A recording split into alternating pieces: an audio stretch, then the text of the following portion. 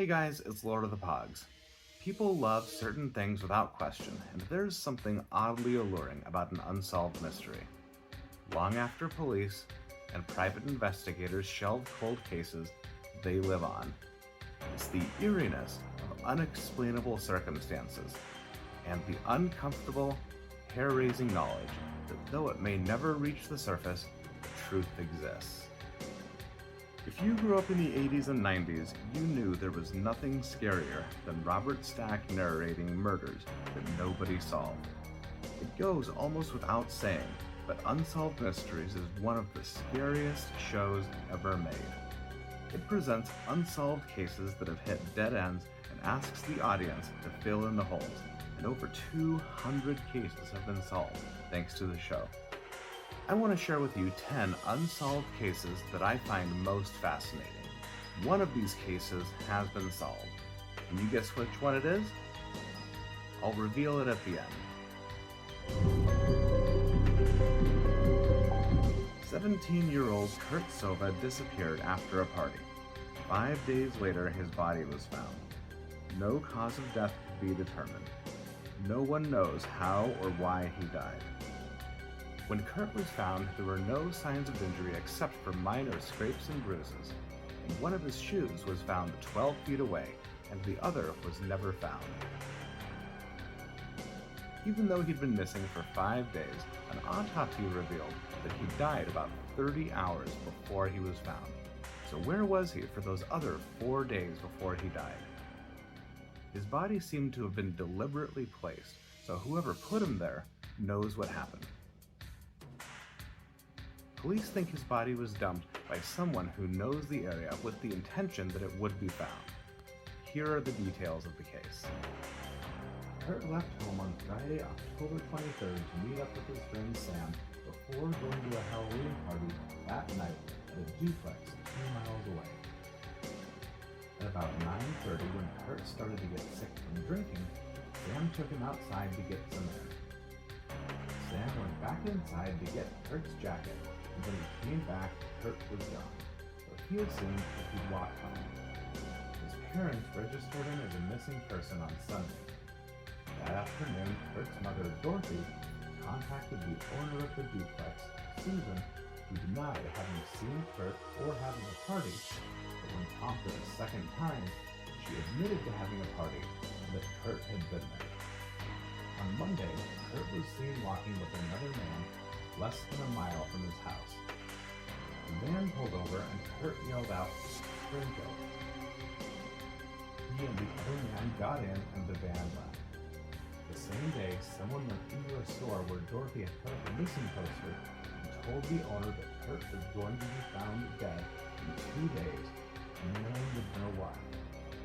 Then threatened the owner on Tuesday. On Wednesday at 3:30 in the morning, Susan called Kurt's parents and said someone was sleeping in her basement and it might be Kurt. When they investigated, the basement was empty, but they found a cot where someone had slept the previous night.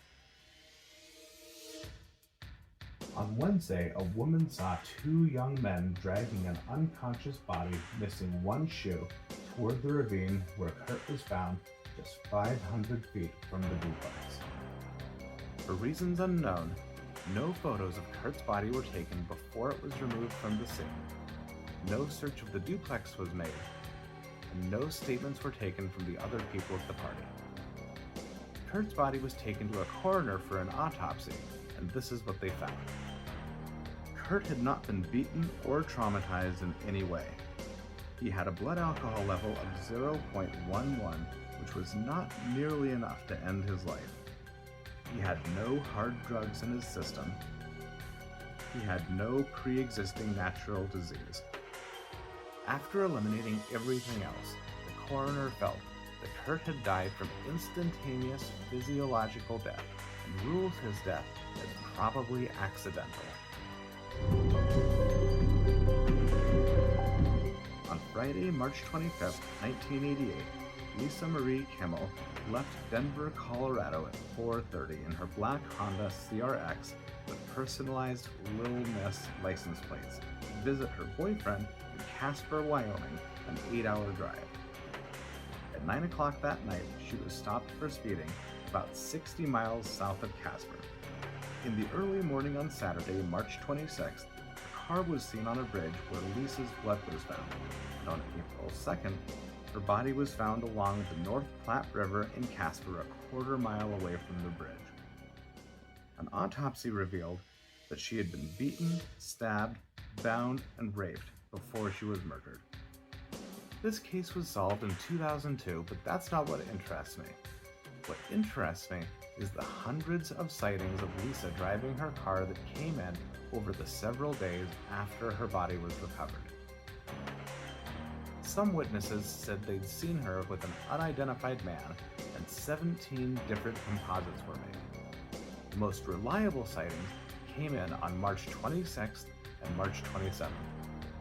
On March 26th, Lisa was sighted in Buffalo, about 2 hours away from Casper.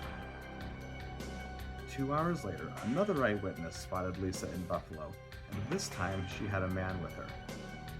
The next day, Lisa was spotted in Casper, a 20-minute drive from where her body was found.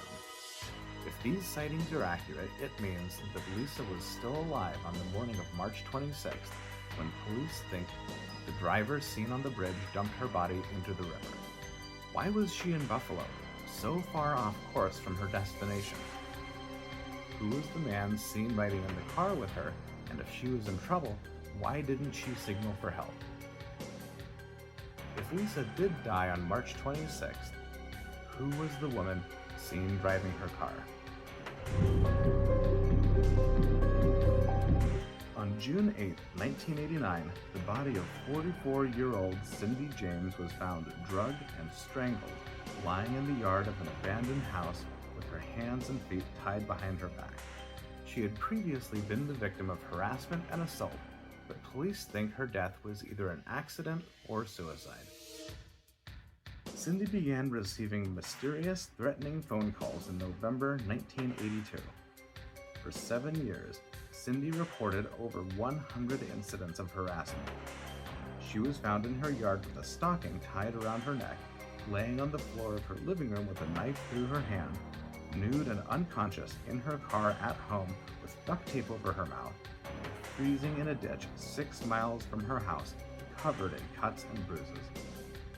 In 1986, a fire was deliberately set in her basement. She claimed she saw her attacker, sometimes accompanied by several others, but police could never find a suspect. The menacing phone calls were too short to trace, and with 24-hour surveillance on her home, there were never any incidents until the surveillance was called off. Cindy moved to a different house, painted her car, changed her last name, and hired a private investigator. Police questioned Cindy several times, but her PI said she wasn't telling the whole story, and a polygraph test revealed that she was withholding information. Her doctor committed her to a psychiatric hospital for 10 weeks, and when she was released, she admitted that she knew more than she was saying. She said she knew the identity of her attacker, and she would go after him herself. Cindy disappeared in May 1989. The same day she disappeared, her car was found with groceries inside, blood on the door, and the contents of her wallet under the car. 2 weeks later, her body was found at the abandoned house. An autopsy revealed that Cindy had died from an overdose of morphine and flurazepam, a sedative. The coroner listed her cause of death as an unknown event, but police ruled her death a suicide and closed the case. Her PI said that after ingesting that amount of drugs, it would have been impossible for her to tie herself up. But a knot specialist was able to recreate the knot in 15 minutes before the drugs would have taken effect. April 4th, 1991, Angela Hammond dropped her fiancé Rob off at his house following a barbecue and went to her friend's house. At 11:15, she called Rob from a payphone 7 blocks from her house. While on the phone, a green pickup truck circled the block several times before pulling up beside her. The driver got out and used the other phone before getting back into his truck and looking around with a flashlight. Angie asked him if he needed to use the phone she was on. He said he'd try the other one again in a minute.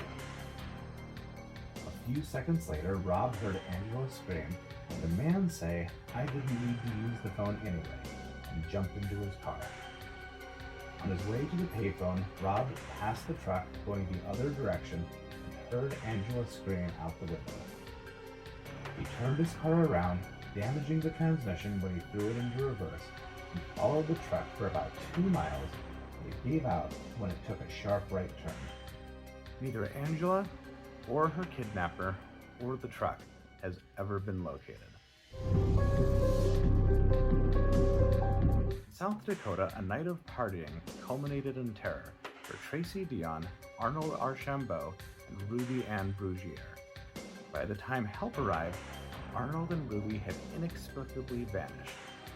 Police scoured the area for days, but found no trace of either of them. Just 3 months later, their bodies were found floating in a ditch just 75 feet from the crash site. Here are the details of the case. On Saturday, December 11, 1992, Arnold, Ruby, and Tracy went out partying. At 6 a.m. Sunday morning, after drinking all night, Arnold Archambault lost control of his vehicle on Highway 281 at the edge of Yekron Sioux Indian Reservation, and it came to rest upside down on a frozen-over ditch between the road and a set of abandoned railroad tracks. Tracy and Ruby started to call out for help and noticed that Arnold was no longer in the car. Ruby called out, "Oh my God," and the door opened wide enough for her to slide out. When Tracy tried to leave, the door slammed shut. When police arrived, they spent days searching the area in case Arnold and Ruby had wandered away looking for help and had fallen through the ice but found nothing. On New Year's Eve 1992, Arnold was seen accompanied by 3 other people, and Ruby was seen on January 20th, 1993. On March 10th, 1993, Ruby's badly decomposed body was found floating in 4 feet of water, missing her glasses and both shoes. Police pumped the ditch, and the next day, Arnold's body was found 15 feet away. How could 2 bodies found in the same area be in such different states of decomposition, and how could they appear in an area that had already been so thoroughly searched? An autopsy revealed that they both died from exposure and had not been injured in the accident, but police believe they didn't die in the ditch. For as many times as many people walked up and down during the search, it's impossible that they could have been missed. 8:30 p.m. on Friday, May 24th, 1996, Kristen Smart left her Cal Poly dorm looking for an off-campus party.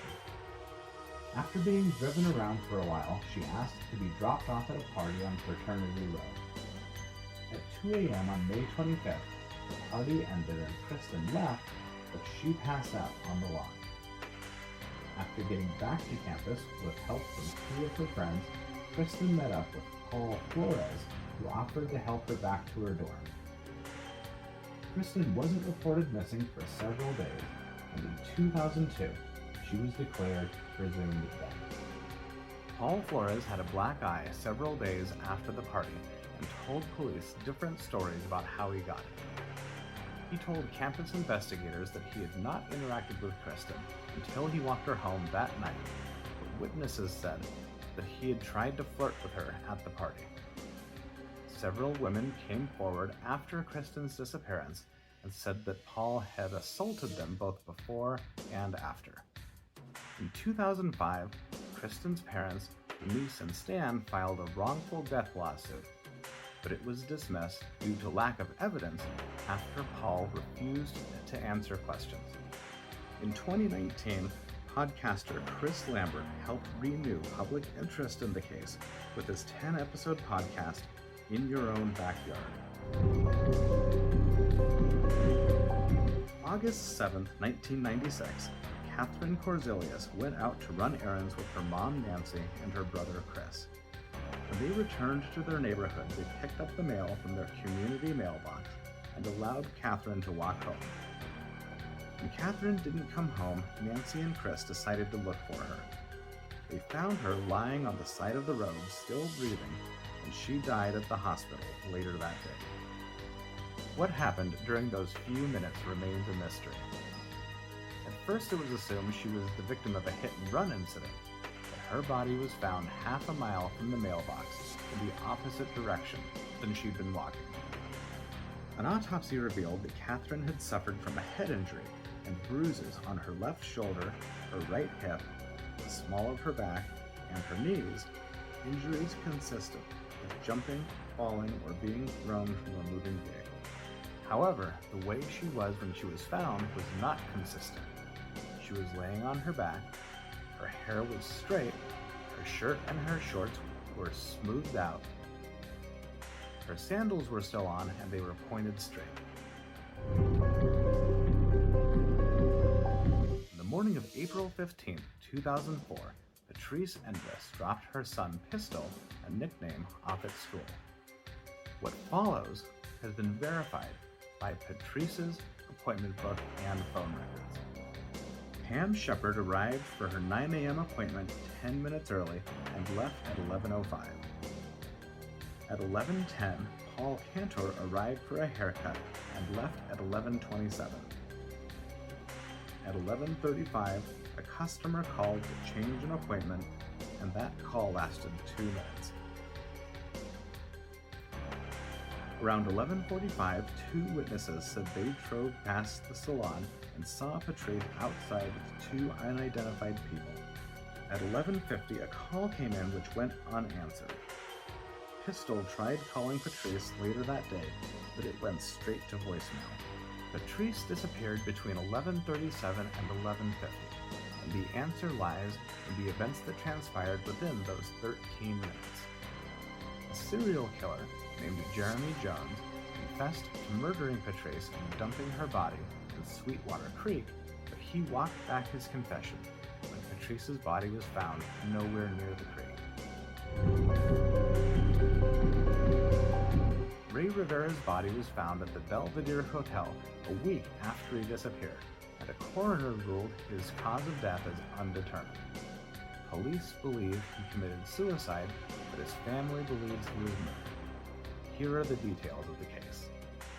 On May 16, 2006, Ray's wife Allison left for a business trip. At 6 p.m., she called home, but Ray didn't answer. At 6:30, Ray received a phone call from someone at his office, exclaimed, "Oh," and left the house in a hurry. On May 22nd, Ray's car was located near the Belvedere Hotel.